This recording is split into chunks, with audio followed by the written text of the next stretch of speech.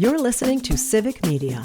You can tune into any of our live shows on any radio station across the state with the Civic Media app. Find us in your phone's app store and listen anytime, anywhere.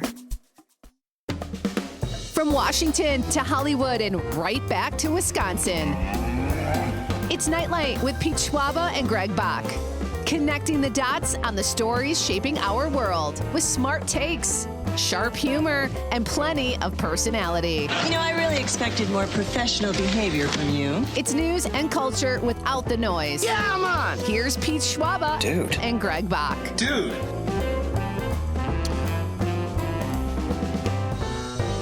Welcome to Nightlight, ladies and gentlemen. Happy Friday, everybody. Let's rejoice. The weekend is here. You made it. But before we let you go into that weekend, we got a really fun show tonight. So very glad you're here. I am Pete Schwaba coming to you live from Northeast Wisconsin in the greater Marinette area. Marinette proper, as it were. And coming to you live from just down the coast in Racine at Radio Park is Mr. Greg Bach. Hey, buddy. How are you? Good afternoon. Good Friday. Hello, everyone. Welcome to the weekend. 'Tis a glorious day. I don't day. know why my voice went that level, but that's fine. It's like, yeah, I love it. I love Fridays. I love the weekend. I love Thursday evening too. It's just great. Yeah, it's just great. Same. It's just great. I'm at the point now where I even get excited for Wednesday night because that's like because Thursday's tomorrow. Right, exactly. It's Sunday afternoon, Monday and Tuesday that suck really when it comes down. Yeah, I'm totally with you. I actually don't mind Sundays either, but I don't either. Honestly, it's fine. And you know what? Even Monday has its quality. No. But Tuesday, you are in the box for good, baby. You are dead to me, Tuesday. Forget about it. Dom Lee is coming to us live from Madison tonight. Folks, we are the Yatter Hay Triangle. If you're watching the broadcast on the stream at Facebook, YouTube, or X Twitter, you can see what we mean. We are arranged triangularly with Dom, at least on the bottom of the triangle, in my view here. How you doing, buddy? I'm doing pretty good, too. It's the same thing. Yeah? It's a Friday. It's just a wonderful day. It's not actually in Madison. It's kind of rainy a little bit, but I kind of liked it. It was nice, calm. Got some work done. I'm ready to go. Dude, that's fantastic. You're ready to go. The show just started, man. I'm ready to stay. How about that? I'm ready to stay. Oh, stick around for a little while. If you want. Yeah, please. And a big hello to Daniel Barry Sports Highlights 5851. I'm just going to say the whole name. Because he's on the live stream right now while we're streaming. So hello to you, Daniel Barry's Sports Highlights 5851. It is great to see you, Daniel, and have you with us, as always, watching over the stream. That is his choice to tune into Nightlight. But however you're joining us and wherever you're joining us from, welcome. We have a great show tonight, folks. I meant to, Brint Davy is here tonight. Greg, you know who he is? I do, yes, indeed, because I read my... Because he's on the show. Prep pack. This guy, he joins us at 5:35. He's actually our second guest tonight, but he's joining us in our typical guest slot at 5:35. He is a descendant of Davy Crockett, as I understand it. Wow. How about that?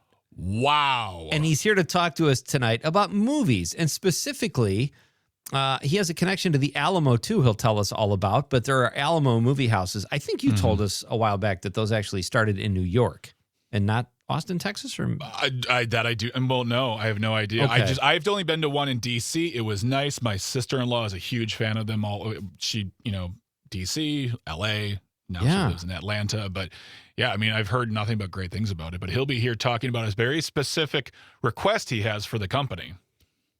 Absolutely. And he, there are some issues, but we'll get into it and we'll have a nice movie talk with Brint. That'll be great. But joining us just briefly beforehand at 5:20 is our pal Norm Kopesky. He's going to make one more push because he has this great event called Smoke on the Fox coming up Monday night. Yeah, and it's for a great cause. All the proceeds go to veterans, and I just can't speak highly enough of this annual event they have. I think it's in its third year. Norm will join us.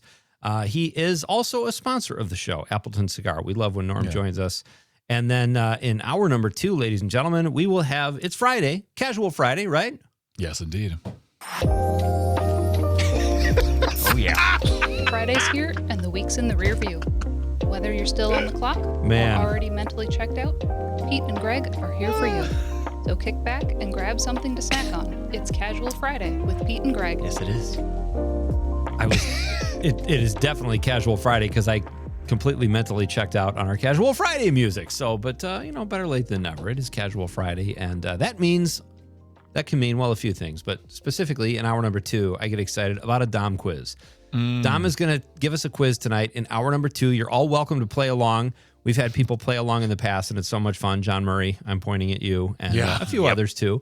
But feel free to join us. Dom, tell the people tonight what this Dom quiz encompasses on this Friday night. Yeah, it's going to be another multiple choice true-false quiz. You guys are going up against each other again. Right now, Great. I got to give it's 5-2. All right, Pete has 5, Greg has 2, and there's 2 ties. So Greg, this is your chance. It's called Whole Truth. It's a donut quiz. It's National Donut Day. So I decided to look at that. Pertain it to donuts. And that's what it is. I think it's great that they have their own day. And it's high time. They deserve it. Pete has 5 wins. Greg, you have 2. It's your chance to what? To come back. To face the mountain of Pete. Okay. Listen, well, Never mind. No. No. Dom somehow made that even weirder. Let's not say that ever again. I think just talking about donuts is fun, guys. I try not to eat them, but on the weekends, I will say I usually have a donut or 2 on one of the weekend mornings, and I dive in, and it's fun. So it'll be fun to talk about donuts on National Donut Day and maybe even celebrate our favorite donut eater, or my favorite donut eater, at least, Homer Simpson. So we can... You really love The Simpsons. Donuts. Yep, You really love The Simpsons, don't you? Dude, I love The Simpsons. You've been bringing them up a lot lately. Like you've been peppering references into the show, quite a bit. I didn't realize how big of a fan you are. Big time fan, and my pal Mike Siegel got me into it. The first episode I saw was the monorail episode. No, I mean that's like the pinnacle episode. It's fantastic. Conan O'Brien written, Leonard Nimoy. He did write that. You're right. Yeah, he did. Yeah, that's the one. Like when people talk about like top 5 episodes, that's usually number 1 or 2. Conan also wrote the one where Homer goes back to college, where he keeps, all of his knowledge of college is like from movies, and he keeps calling the dean the crusty old dean, and the dean's like, "Hey, if you guys ever want to swing by, play bass." Like he couldn't be a cooler guy, So anyway, but we'll do that in hour number 2. We've got lots of fun stuff to get to tonight, and I will say, Greg, you sent me this thing today about Bruce Springsteen. Mm-hmm. Let's talk about that. It was Aaron Lewis, I believe. Yeah, the lead singer of Stained. He's a real cool guy. If you don't know, okay, so Stained is a band that came out in the early 2000s, discovered and fostered by Fred Durst of Limp Bizkit.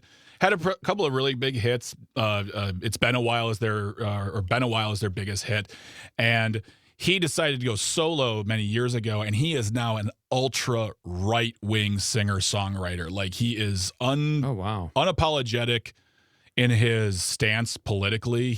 It's almost to the point where it feels like it's pandering, because like his songs are like, he's got an American flag tattoo on his bicep. And he talks about living in the country and all this. Like, it's fine. Like, write the songs that are your heart. I'm not I'm not upset about that. But now he's out there. Well, what happened? The comment got posted on I don't know what happened there. But now he's like, he's just been a guy who's been on the very right wing of music and art and whatnot. And he always he tried to uses his platform to whine and moan about many things. And now he's realizing, after what now, Pete, 42 years this album came out, that the song Born in the USA by Bruce Springsteen has lyrics. Who knew? Who knew? I think most people were clued into the idea that was, he was taking a shot at the war. Like everybody, it was 10 years later, but, certainly that's what a lot of rock and rollers do. A lot of artists do. But I love that when people that get ticked off about that, when they find out, it's like, do you ever listen to, like when they say Springsteen doesn't like Trump or the right wing? Okay, that's fine. But have you listened to his lyrics? Springsteen has always been a champion of the working man, and unions have disappeared since the late 80s. He's been singing about that, the working man. I don't know what people have an issue with when it comes to that. I know he criticizes certain political candidates. Okay, he's entitled to do that. But if you don't like his lyrics, I don't get that, Well, after 4 decades, if you don't know what that song's about, that's on you, dude. This article in UltimateClassicRock.com is titled "Aaron Lewis Says Bruce Springsteen, quote, duped us all with this song." We knew about this back when it came out, but also Ronald Reagan used it as a song, and politicians continue to use this tune. And he says, please don't play this song. You didn't ask permission. And Ronald Reagan used it and didn't understand the irony of the bombast and pomposity of the song, like with the E Street Band, but what the lyrics were really bad, because they just thought, oh, born in the USA with a big band, here we go. And he's like, you didn't read the lyrics, did you?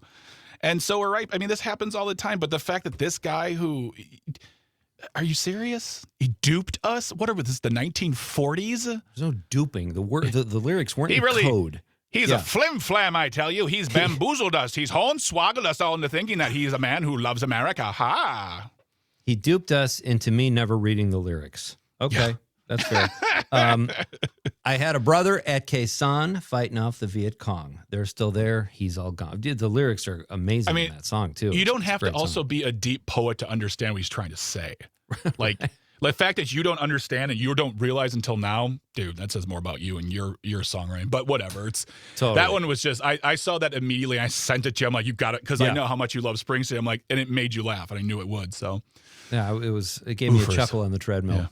So thank you for sending that. But hey, we got to get to some business here, folks. We have our contest information coming your way. Get your phones ready. Get the Civic Media app ready, because it is our Accelerate Your Summer multi-state text to win contest. And you must have the app to play. I'm sure you all have it anyway, but if you don't, download that quickly. You have this hour to play, because I'm about to give you the key word. Our daily prizes are $100 a day and a Wisconsin Dells prize package.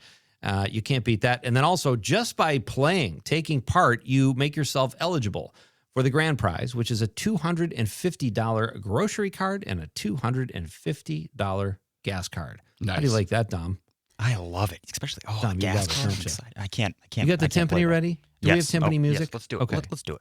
All right, here is this hour's keyword, folks, in our Accelerate Your Summer multi-state text to win contest. Ocean. O-C-E-A-N. Ocean. O-C-E-A-N. Ocean. I had to think about that for a moment, but I nailed it. That's a tough one. That's a tough one, because you're like, you think you know how to spell it, and you're like, It's so easy, but the microphones are on. And Greg, tell people how they can get an extra shot to win. Oh, simple. Just go enter in right now. Put in the keyword Ocean, O-C-E-A-N. I did it. And then if you get a message back from us, you will be able to get an extra entry by maybe signing up for the newsletter or following us on social media. You get it one time during the entire cycle, not every single time you enter. But if you get that message, follow through and get that extra entry for your chance to win. Outstanding. Good luck, everybody. And I think without further ado, before we bring our pal Norm Kopeski on from Appleton Cigar, we should get to our Nightlight question of the night. Let's talk about the question. Okay, question. Question. Pregunta. Question. Hey, I have a question. Questions? This question. Domanda. Question. Questions. All right, we're going to get to this quickly because we have to get to a break, folks. Sorry about that. But tonight's question, I'll explain where it came from after the break, but I saw this on Yahoo News, and CEOs are even acknowledging people are running out of money. So our question of the night is, when you're low on dough, what's the first thing to go? What don't you spend money on, folks? Let us know. 855-752-4842, 855-75-CIVIC, and we'll repeat the question of the hour, or of the night, I should say, when we come back after this very short break. Don't go anywhere, folks. It's Nightlight with Pete and Greg on the Civic Media Network. You're listening to Civic Media. Stay up to date on the latest news and information for your local community and Wisconsin by signing up for our free email newsletter. Visit civicmedia.us/email to get started. Well, that just makes me happy. Excellent tunage, Dom. Welcome back to Nightlight with Pete Schwaba and Greg Bach, folks. Happy Friday. It is great to have you here. Just because we were kind of rushed. I'll repeat the question of the night, and it is, when you are low on dough, what's the first thing to go? What's the first thing you don't spend money on? Yeah. And I saw this because in Yahoo News, there were some CEOs that are even acknowledging people don't have any money. Yep. The economy is starting to, it's not very good. So my question is, what do you give up? what is the first thing that goes from your budget? I'd say pay bills, but I was going to say the same thing. Amazing. No. Love it. Love it. Love it. All right. Greg and I are in cahoots. But think about that. Text us 855-752-4842, 855-75-CIVIC. You can also text us on the app, or if you're watching the radio on the stream, drop us a stream comment. And we will give you the keyword, too, in just a few minutes again for our Accelerate Your Summer multi-state text-to-win contest. Hope everyone's having fun with that. Right now, I'm very excited to welcome back to Nightlight. He was here a couple weeks ago. We thought we'd invite him back on, make one last push because he's got a really great event for an excellent cause. And he's just a swell guy all around. And full disclaimer, he is one of our Nightlight sponsors. And we love when he comes on the show, especially to talk about such a great cause. Mr. Norm Kopeski. Hey, buddy. Hey, good evening, guys. Welcome back, sir. How are you doing tonight? Outstanding. I'm on the phone with you guys. Oh, look at that talker right there. He doesn't even have to do that. He's just being a sport. So I love it. I love it. Love it. Love it. Yeah, hey, Fox Norm, Valley's favorite bartender. What's that? What did he say? Fox Valley's favorite bartender. There you go. Look at you got to know how to smooth your clients. There you go. Well, speaking of that, Norm, I love this event you do. I believe it's the 3rd annual Smoke on the Fox at the Lion's Tail Brewery. Tell people about it. Give us a thumbnail, and then also if they can still get tickets, which go to such a great cause, tell us where they can do that. Yeah, so if you go to our website at appletoncigar.com, there's a link in the on the webpage that takes you to buy tickets, and that ticket for $200. That'll get you a bag of cigars that is worth probably close to $400. You'll get to meet most of our vendors that we rep at the store, and they'll have additional gifts, and then there's raffle prizes. We're going to do a 50-50 raffle for Vox City's Veterans Council, in addition to the proceeds from our event goes to them, and they do a ton of work. Tim Cody, who you've had on the show, they do a ton of work housing our veterans, the ones that are at risk, struggling with injuries from war and some PTSD type stuff going on. We just want to take care of those guys. They do so much for our country, and this is just the way that we can give back as good civilians, good citizens. Great. Yeah, absolutely. Love it. And as you said, there's going to be vendors there, but it's going to be cigars. There's going to be food. There's going to be everything going on. What else can people expect when they come to the event, just coming in and having a good time? Yeah, so we're going to have some local, like Wisconsin-based distilleries that are going to be repping some of their products. J. Henry Bourbon, Old Station 31 out of Dale, Wisconsin. That's a newer distillery that's cranking up and putting out some nice products. Ledge Rock out of the Fond du Lac area is coming up with some of their stuff. And then Lion's Tail is a craft brew shop, anywhere from IPAs to seasonal Oktoberfest, different stuff like that they have going on. You'll be able to run through their portfolio if you got enough time and liver stamina. But yeah, there's all kinds of great stuff going on. Yeah. And you're good. Here's what I love about this event too. Like, $200 may sound like a lot, but it's really not when you figure out or when you realize where the proceeds go and what you get. Like you said, Norm, like basically $400 worth of cigars alone just from that entrance fee. And sometimes you go to events where it's like, all right, I'm going to stomach this because it's for a good cause. This is a fun event that also goes for a good cause. So it's like win-win. You're going to have a cigar cutter too there, correct? Yeah. So one of our new brands to the lounge is a company called La Galera, and one of their corsadors, that's a fancy word for cigar roller in the Wisconsin lexicon, is he's going to be coming up and he's going to be doing some fresh cigars. He's going to be rolling those and kind of demonstrating what goes into that process. And he's going to be rolling cigars and handing them out until his tobacco runs out. Wow. That would be a very, very good time. We only have about another minute left. Is there any last things we want people to know before they go to look for tickets to get themselves prepared to come out? But anything else you want to tell them? We are extending our early bird ticket price right up to day of the event. So if you don't have time to get online and register, just show up at Lion's Tail starting about 6 o'clock. and we're making some extra cigar bags, and you just pay the cash price then, and come on into the event, and we're gonna try to show you a good time. Wonderful. That is fantastic. And I'll tell you, folks, even if you don't smoke cigars, just watch a cigar being rolled, smell a cigar. They smell amazing. And definitely check this out. Norm, tell Tim Cody I said hello, and best of luck. I hope you raise a ton of cash for people who certainly deserve it. So thank you for all you do on behalf of veterans and for all you do on behalf of Nightlight, my friend. It's great to talk to you. Good to talk to you guys. Thanks so much for your time. No problem, man. Have a great weekend. Check out Appleton Cigar. That's Norm Kopesky, co-owner, and check out Smoke on the Fox. It is Monday night. You know, I just realized while I was talking to Norm, they have these poker nights and Smoke on the Fox. It was on a weeknight last year, too. I'd have to take a vacation day to go to this, but I really want to check it out. Like, I'd love to go to one of their poker nights. Live show. Yeah. That's broadcast live from the poker room. Hey, he's got 2 4s. That's cool. All right, folks, this hour's keyword in our Accelerate Your Summer multi-state text to win contest is Ocean, O-C-E-A-N, Ocean. Text that in, and you're eligible to win our fantastic prizes. When we come back, Brint Davy will be here. We'll be talking about movie theaters. And should you be allowed to be on your cell phone? I don't know. We'll discuss. It's Nightlight with Pete and Greg. We'll be right back. Welcome back. This is Nightlight with Pete Schwaba and Greg Bach.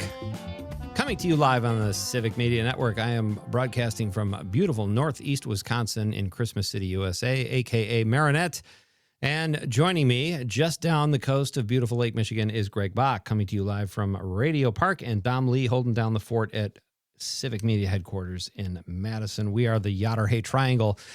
And ladies and gentlemen, this is movies are kind of in my blood. That's my background, my biz, if you will, in addition to radio. I have a true passion for movies, as do a lot of us. I know Greg and Dom both do too. But this next gentleman writes about movies, and he has a special connection to a certain movie theater that he also has some issues with. He's a culture critic, and he's here to talk about phones in movie theaters, among a few other things. It is my pleasure to welcome Mr. Brint Davy. Hey, Brint, how are you? Hey, Pete. How's it going? It's going great. Say hello to Greg Bach and Dom as Greg. well. Hey. Hello. Hi. Brent, it's great to have you. You've carved out a very unique, I love that your title, culture critic. I would kill to be a culture critic, but I'm not very critical and I'm not very cultured. Yeah. What's that, Greg? I criticize culture all the time. That's true. It's a broad category in politics, civics, I mean, everything. Yeah. Film, music, yeah. Just a license to criticize. It's fantastic. License to write, speak your mind. So I'm trying to figure out where to jump in here. You have a great background in past.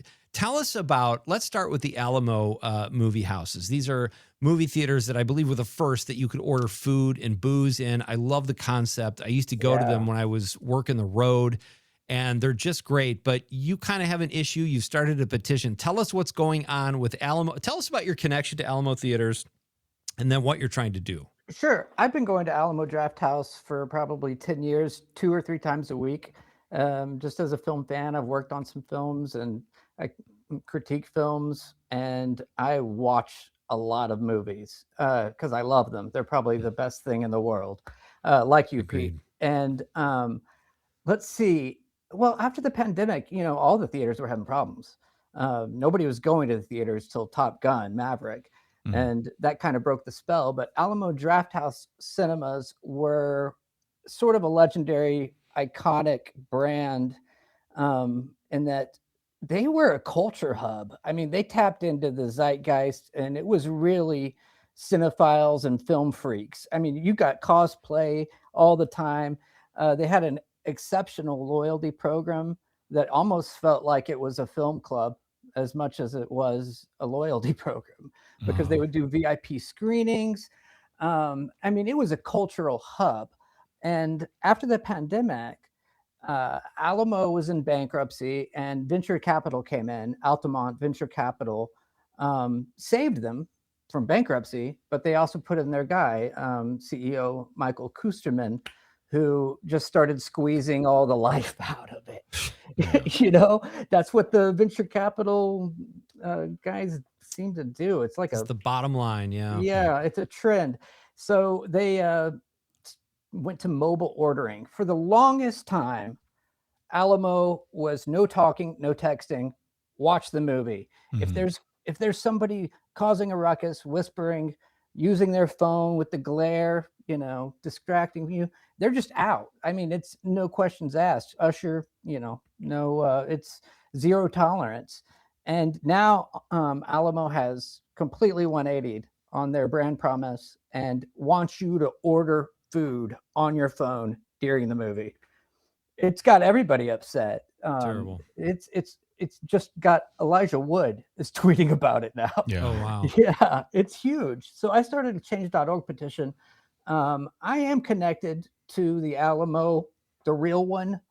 The non-movie one. The non-movie one. I remember that place. Yes. Oh, good. Thank you. Somebody does. I am an indirect descendant of Davy Crockett.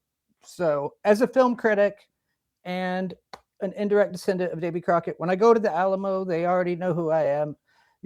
I kind of expect the same courtesy of the cinema that's named after my great granduncle's battlefield grave. And that's so cool. Yeah, I want them to respect the sanctity of the screening and honor their original mission to provide a distraction-free screening environment. Now, what kind of support have you been hearing? I mean, you've spoken about Elijah Wood getting out there, but what other support have you gotten from folks on this matter? As far as I saw an article. We talked about this topic about a month or a month and a half ago, and it seemed like it came not out of nowhere, and it doesn't surprise me when a venture capital group buys something up, they want to start finding all of the whatever they need to do. But what are you hearing from the people out there? I mean, I see a lot of names on the change.org site, but what are you hearing specifically from folks with regard to these changes that have been implemented? Longtime fans don't like it in general. I mean, we have 10,000 signatories on the petition drive. Oh, nice. Social media blew up. Reddit blew up. That's where I started kind of reaching out to people and being like, this can't be for real. They invested so much money in their pre-shows where celebrities would come on and warn, no talking, no texting. And then all of a sudden they've just thrown all that out the window. And we've got the Austin Film Critics Association came out condemning the move. Lots of filmmakers don't want their screenings that they're going to go to for a premiere or a Q&A screening. They don't want people whirling away on their phones during their movie.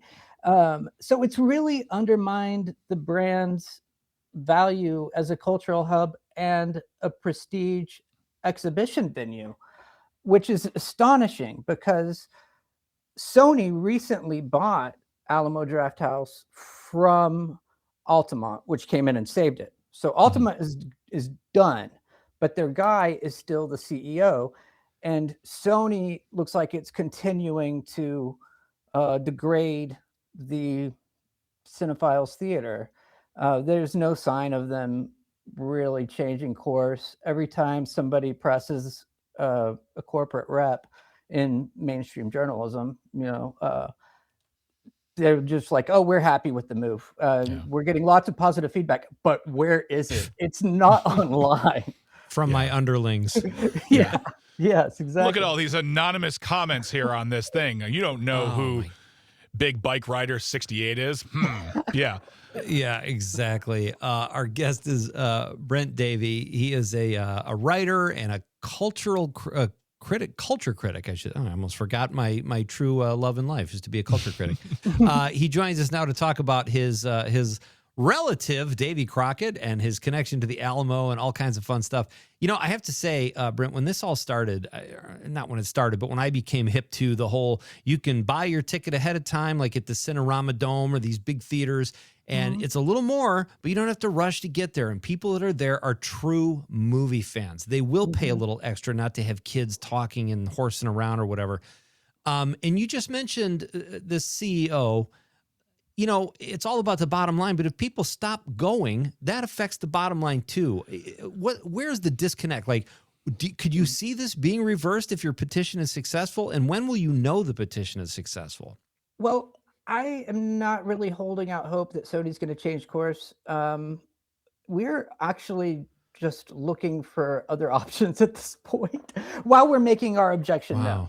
You know, I don't really think that they're going to change course. I mean, they have all the money in the world, and I feel like they would have changed course when the Austin Film Critics Association condemned the move 2 months ago. That was probably the biggest blow, that film critics are going to stop reviewing movies there. So it completely destroyed the brand's exhibitionary value. And we're looking at other alternatives. We're going to Violet Crown. We're going to Austin Film Society. You know, we're just finding other cultural hubs. Has Alamo Drafthouse, as far as like the choice of films, waned at all? Are they still showing movies that cinephiles would really like? And has that quality changed, or has it just been the change to now people are required to order on their phones for their food and drink? There's been a lot of quality changes. I would say that the programming is still good. They're still screening good movies, but the food has become more expensive while the portions have become smaller. They've consolidated the concierge role, the host role, and the runner role into one role. And so service is just, it's bottom of the barrel. It's never been this bad. And the several locations have been unionized recently. So Alamo and Sony have done this, implemented this against the objections of organized labor.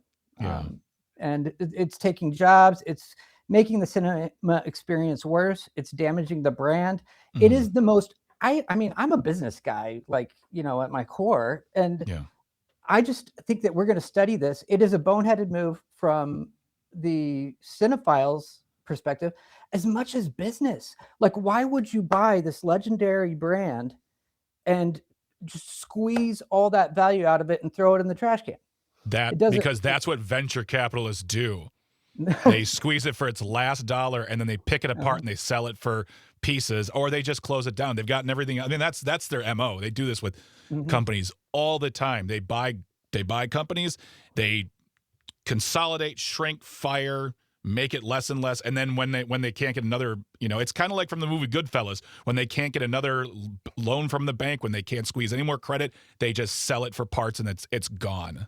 Right. It's they don't care about building anything. It feels like it's just they're in the commodity space.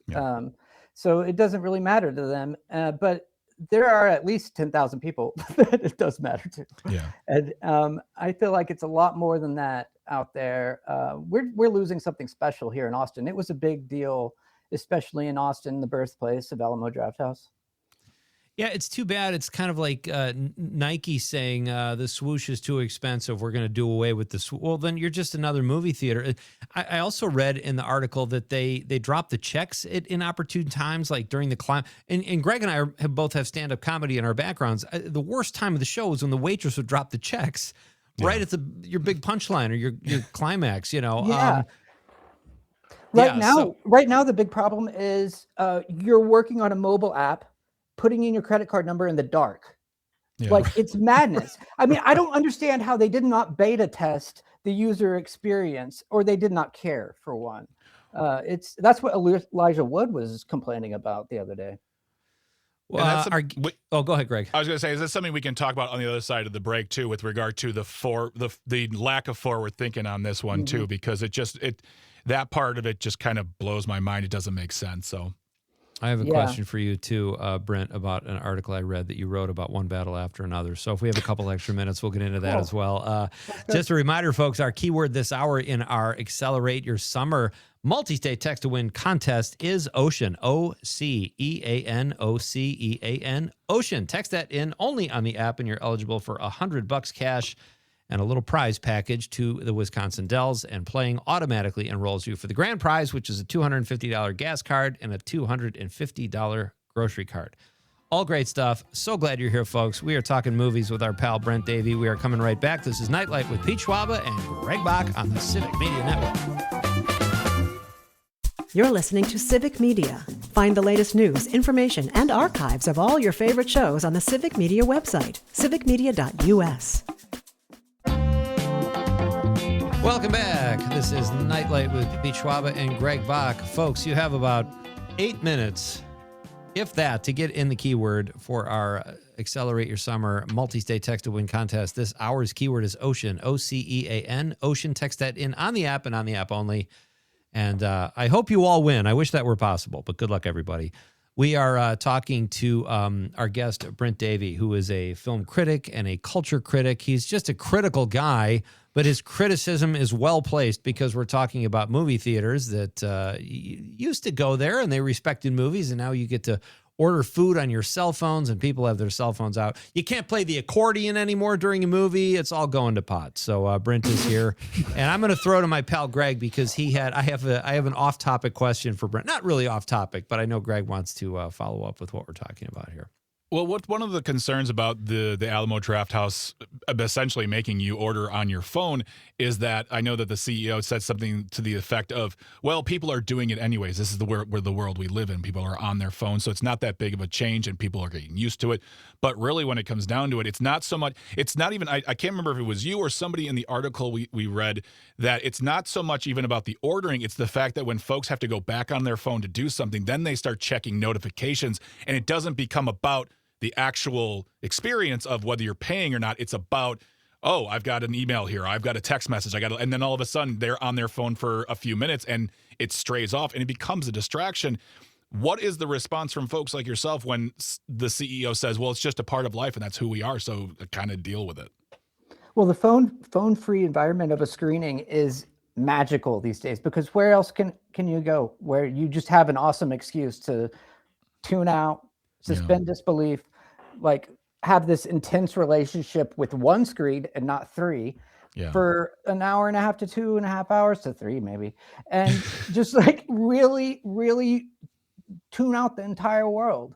And you don't get to do that very often. I feel like the expectation, it's a user expectation now to use your phone. And I don't want to, because I don't want to get that. I don't want to get caught in the phone rabbit hole. You know, I really like the sanctuary of just being like, screw everything. I've got a movie. Work can wait. It's so funny because I do that too. I'm as guilty of that as anybody. I'll open up Instagram to see something my son or daughter posted, and then before I know it, I've got 18 reels in front of me. I click on 80 of those, and I'm like, what the hell was I trying to do here? Like, your brain just turns to mush, and you don't want that when you're watching a movie. Speaking of movies, Brint, you wrote a great article about the film One Battle After Another. It was from last year, but I really enjoyed the read. Can you tell us your take on that movie? It was very unique. Oh, absolutely. I every now and then I'll review a movie from a perspective that nobody else has done. And this was, I have not seen anybody else come at this movie from this angle. One Battle After Another was either panned from one political party or celebrated from another political party.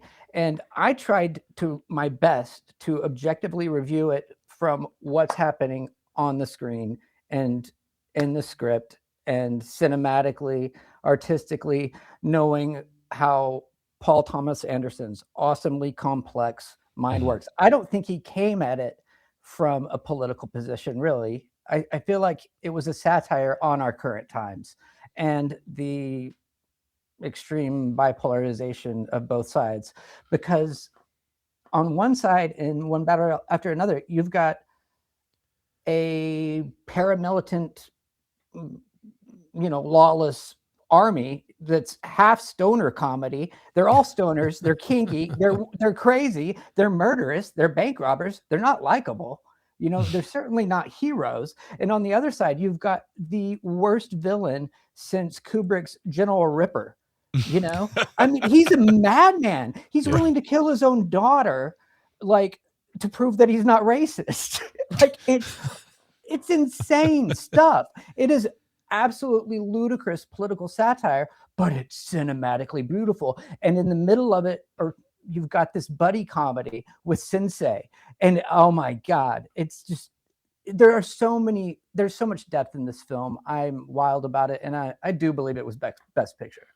It was such a great article. Check it out if you can, folks. I agree with you because I said to a lot of friends of mine, they said, well, they really ripped the right. I'm like, they ripped the left too. Mm-hmm. Teyana Taylor's a terrible mother and a horrible paramilitary compadre. You know, I mean, right. And the stereotypes were funny. Like the long hairs couldn't get it together and the crazy racists were doing this. And it was, I loved it. I loved your write-up on it. It was outstanding.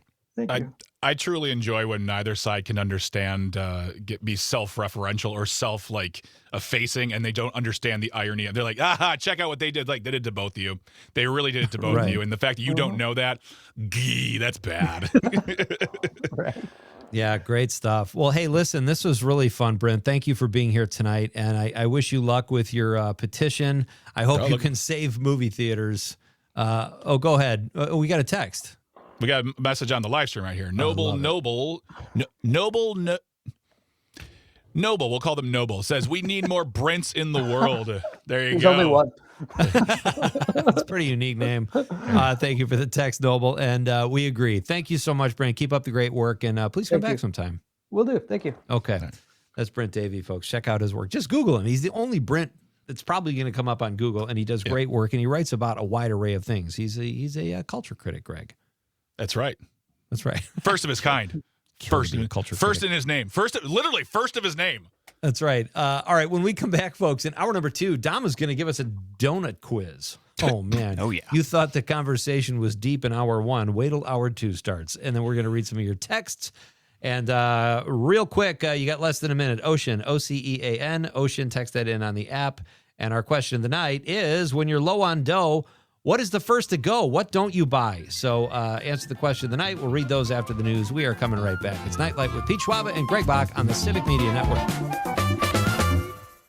The national news cycle never stops, but it can be hard to find news about your local community. Civic Media is dedicated to providing quality local and state news coverage across Wisconsin. With the Civic Media app, you can get notifications about local stories that matter to you and your community. Find the free Civic Media app in your phone's app store and choose notifications from the menu to tell us what kind of news you want to hear about.